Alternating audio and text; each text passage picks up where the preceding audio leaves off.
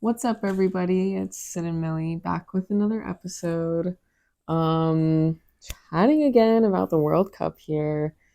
We're getting tired about talking about When we just finished a watching this certain game. team. Yeah. We just finished watching the England Argentina game. So, Millie, take it away.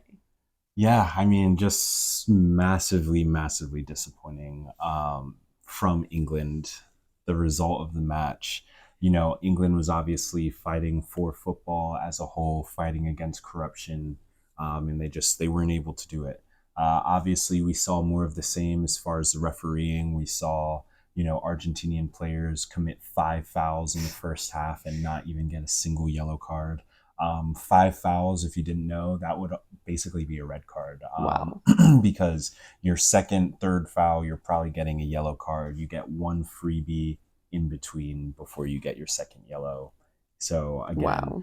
that was a clear one. You also had the Enzo Fernandez punch on the back of Anderson, where he came in with his elbow and hit somebody in the back of the head, Oh my in a God. tackle, also missed by VAR. So we Missed by knew VAR, that yeah. England was not going to get any calls. We knew that this game had to be won up front in the run of play. And yeah, we knew that VAR, the referees, we knew that everything was going to fall in Argentina's favor per the programming.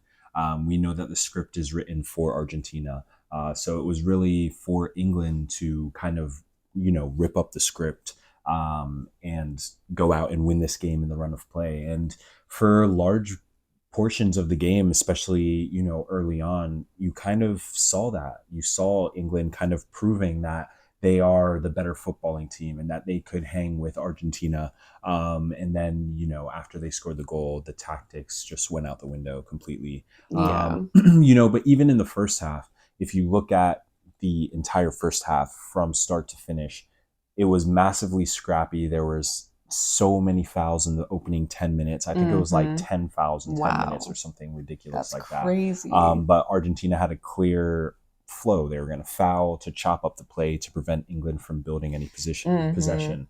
And they succeeded in that. They succeeded because of the fact the referee didn't give out any yellow cards, to kind of set this tone early for Argentina. So they were kind of allowed to continue their menacing actions. And I have never seen a team in a football match commit as many fouls as Argentina did in the first half of that game. Wow. I have never seen that. That's And pretty they received crazy. one yellow card the entire match. Yeah, which is also just insane. We saw Yeah, definitely multiple definitely other yellow cards. situations that Bellingham should was in a have. headlock at one point. I mean, I know. I mean, yeah. yeah, So I but again, I don't want to waste a bunch of energy, waste a bunch of breath talking about VAR and the refereeing, yeah, of course, of because we course. know that they are going to rig the matches in Argentina's favor. So again, it's massively important that the team that they're playing against can win the game in the run of play. Mm-hmm. And so England did well. Anyway, back to the first half. In the first half, despite all of the possession, despite having, the better of play throughout the game, England still had not created really any chances on Mm. goal. It was still a very, I don't remember exactly when Gordon scored, but all I know is that England wasn't really dynamic in the attack. I mean, Kane didn't have a single shot on target. Gordon, I don't think he shot other than his goal. Right. Jude Bellingham was not really in the attack as much. I It was just know. like What was going I on? honestly don't know. It's just like they started Rogers out on the right, which definitely made a lot of sense. But again, it's just like in the attack, they weren't utilizing these players. They weren't actually being dynamic in the attack and creating clear cut opportunities. And I think that's exemplified by the fact that Kane didn't have a single chance in the entire game. Okay. It kind of highlights that, again, they had possession, but they weren't necessarily being dangerous with it, up until the goal, which was scored by England, which obviously was caused when Harry Kane dropped a little bit deeper into the midfield, picked up the ball, distributed wide to Rogers. Rogers crossed into Gordon, who tapped it in. And that was the best run of play England had I all had game. so much hope. Yeah, I had it was so much brilliant leading up hope to that. It after was that brilliant. goal. Yeah, And then Thomas Tuchel happened. what happened? Yeah. Yeah, I mean, it's the manager. It is 100% the manager. We've been talking about Thomas Tuchel all tournament, saying he's not the guy for England. He will not get England across the line. And he proved it. The proof is in this tournament. Literally. England's team got them to where they are. The way they play is preventing the players from excelling in reality.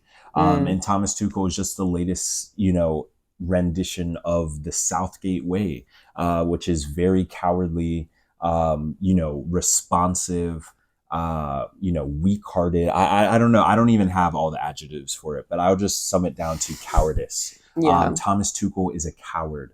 That is what it comes down to. You're winning 1-0 in the semifinal game, and instead of continuing to apply pressure, making Argentina make some tough decisions, whether they want to go full out attack, but forcing them to defend and be honest, instead of doing that, you coward in the corner, you sub off attacking players, you go to 5, potentially 6 in the back, and then you sit in your 18-yard box and beg Argentina, please come and score on us. Literally, you're inviting attacks. Just you're pathetic. Literally inviting pathetic. it. You're like, hey, we're gonna be back here. You guys go ahead and try whatever you want. And again, That's crazy. it just highlights that these licenses that these coaches have, it's just a piece of paper. It is a barrier to entry to prevent people who actually know the sport from gaining those roles. But from this performance from Thomas Tuchel, it's clear that that certification, it doesn't mean anything, because that was a clear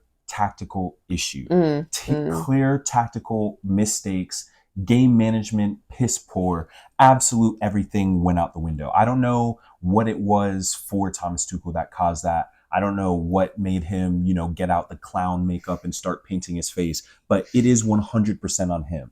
Way too defensive, cowardly. You went and sat and cowered in the corner, cowered around your box when you should have been pressing them high up the field, trying to score the second goal. If you score the second goal, they're dead and buried. But instead of that, Thomas Tuchel, you resort to cowardice. Yeah. And this is the result of it. Well, yeah. This is the result.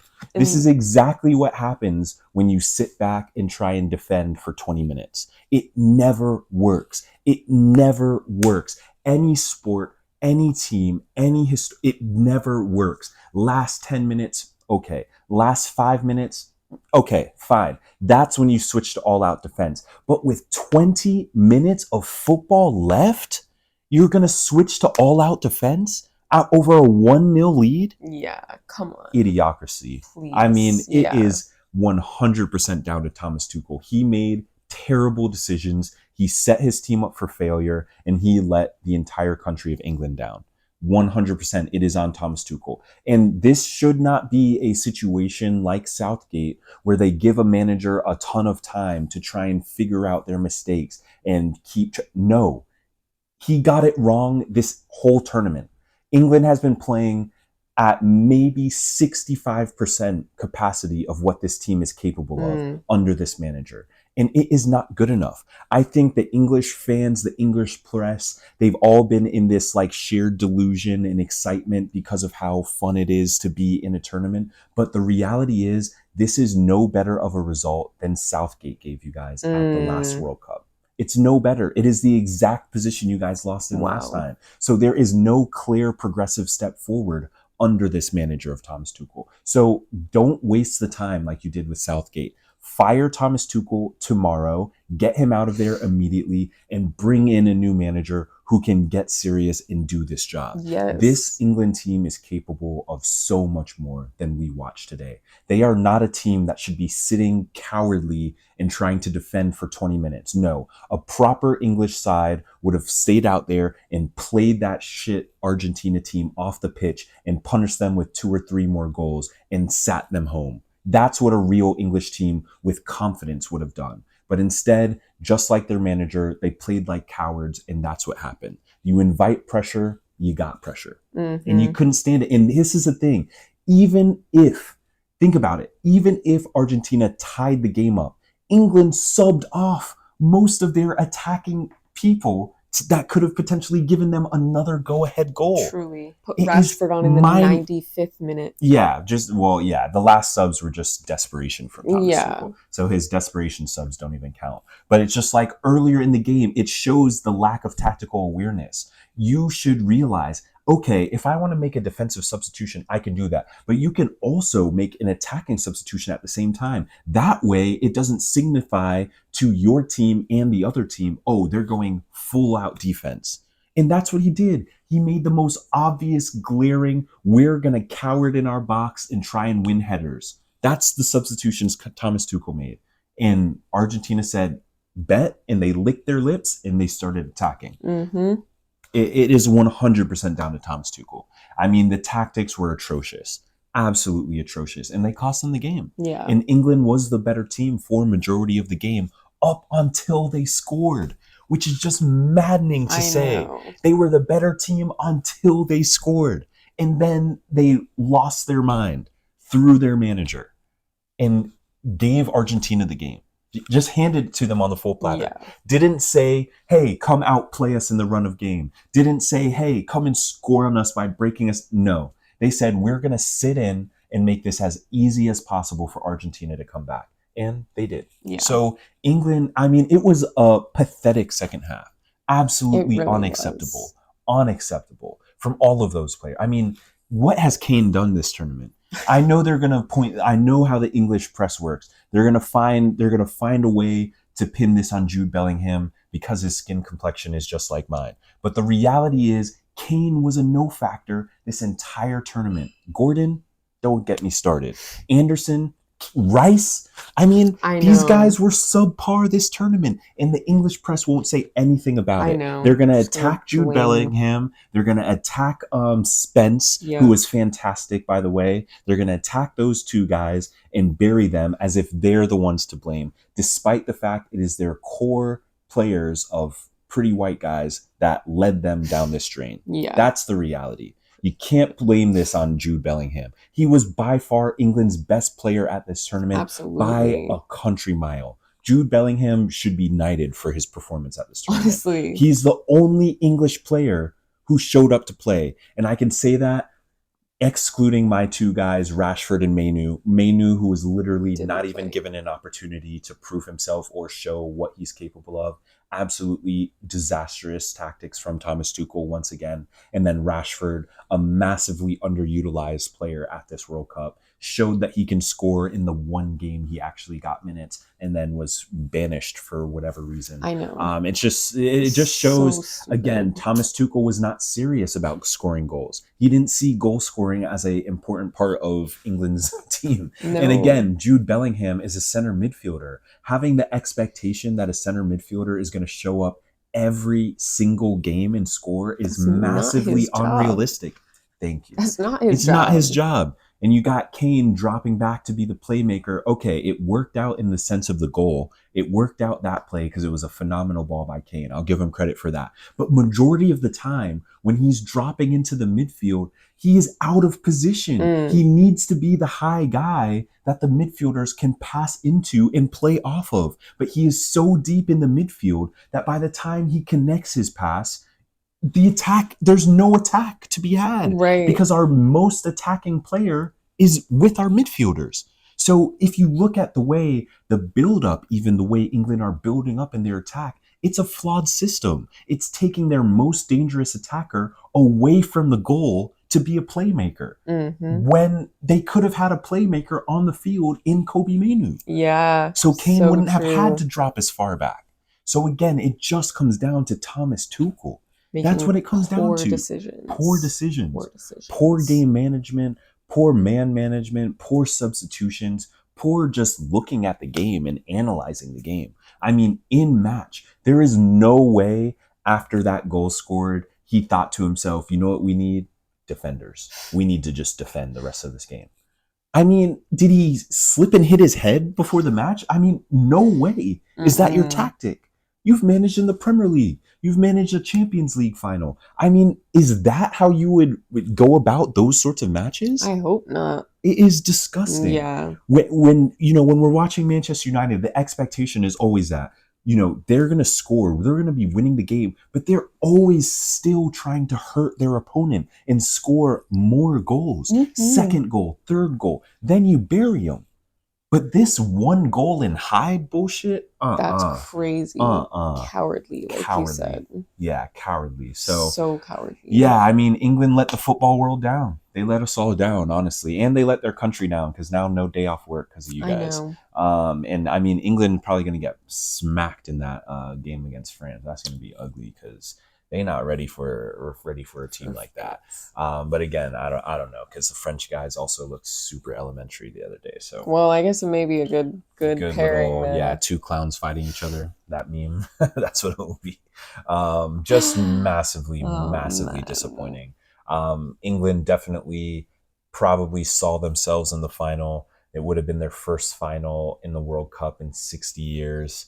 They were inches away, and the cowardice of their coach ripped them away from it. Yeah. And So again, sad. yeah, it is massively sad. And again, this England team is capable of more.